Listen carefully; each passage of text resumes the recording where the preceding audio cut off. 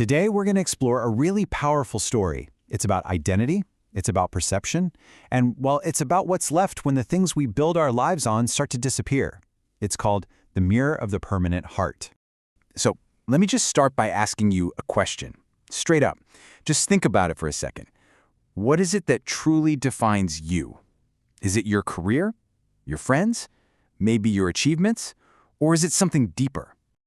You see, for the woman in our story, Ayesha, the answer seems so simple, so clear. It was her reflection in the mirror. But what happens when that reflection, the very thing you've built your whole identity on, starts to change? Let's get into it. So our story begins with what you might call an invisible trap. It's all about how Ayesha's sense of self got tangled up with something beautiful, yeah, but also incredibly fragile. And the crazy part is, she didn't even see it happening. It all started with compliments. I mean, they sound nice, right? You're so pretty. You're the most beautiful here. But over time, these words, they weren't just compliments. They started to build an invisible cage around her. Her entire self-worth slowly became hooked on what other people thought of her looks.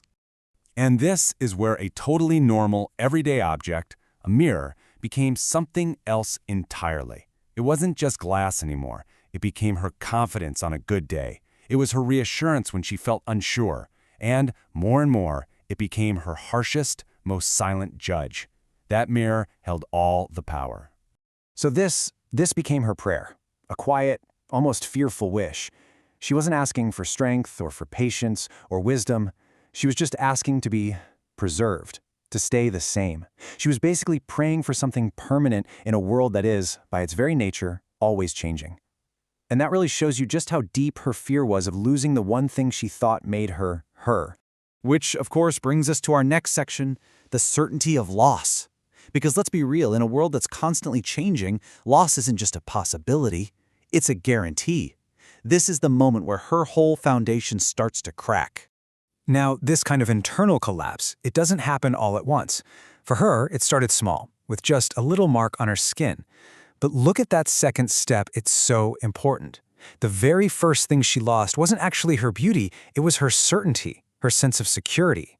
And that shattered feeling led directly to the real pain, that final, devastating question, who am I now? And you know, the way things changed wasn't loud or aggressive. Nobody was mean to her. The world just shifted. The compliments didn't come as often. The attention kind of faded. And sometimes that quiet, subtle change, that can hurt way more than an outright insult, because it just makes you feel invisible. And this right here is the absolute heart of the matter. Her crisis wasn't about vanity, not really. It was a full-blown identity crisis. I mean, think about it. If you build your entire house on a single pillar, and that pillar starts to crumble, what do you have left? This question was where all the pain was coming from. So all of this pain, all this questioning, it builds and builds to this one emotional climax, a moment called the night of truth. This is her absolute lowest point, where she finally has to face reality, alone, in the dark. So imagine her, standing in front of that mirror, but in total darkness. And this question just comes out of her. It's so raw, so vulnerable. She's not even asking to have her beauty back. She's just asking why. Why did I build my entire life on something that was designed to fade away? And in that silence, after that incredibly honest question, something shifts. An answer comes, not from outside, but from somewhere deep inside her. And this is it. This is the turning point. Her beauty, it was never a punishment. It was a test. It was a temporary gift. And this world is full of them, right? Looks, money, youth, status. The test is, do we see them as temporary things we get to enjoy for a while, or do we make the mistake of building our permanent selves on top of them? And you know what? This isn't where her story ends. Oh no, this is where it really begins. This next part is all about rebuilding the self, and it wasn't a quick fix. It was a slow, tough, but beautiful process. You can just see the total 180 she did here. Her entire focus shifted. It went from the outside, attention, the mirror, to the inside, knowledge, her own actions. Her fear of losing something for herself transformed into quietly helping others. She was rebuilding her entire identity on a foundation that a mirror could never, ever shake. And of course, her prayer changed too. It's not "keep me like this" anymore. Now it's a prayer for inner strength, a prayer to remember what actually matters, to stay grounded, no matter what the world decides to give her or take away. And this whole journey leads us to the final really powerful idea here, the idea of the permanent heart. This is the wisdom she found through all that pain.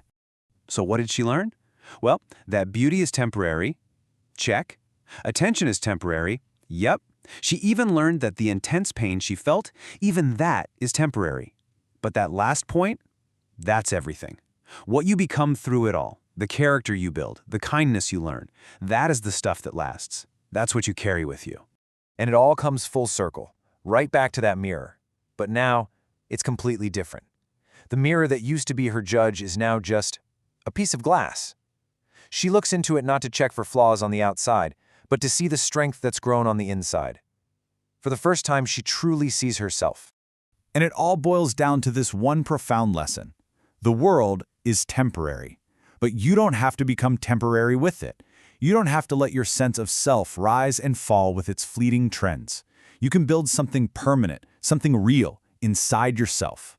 Which brings us right back to where we started. After hearing Ayesha's story, let's just sit with that question one more time. What are the temporary things you might be building your identity on? And more importantly, what inside of you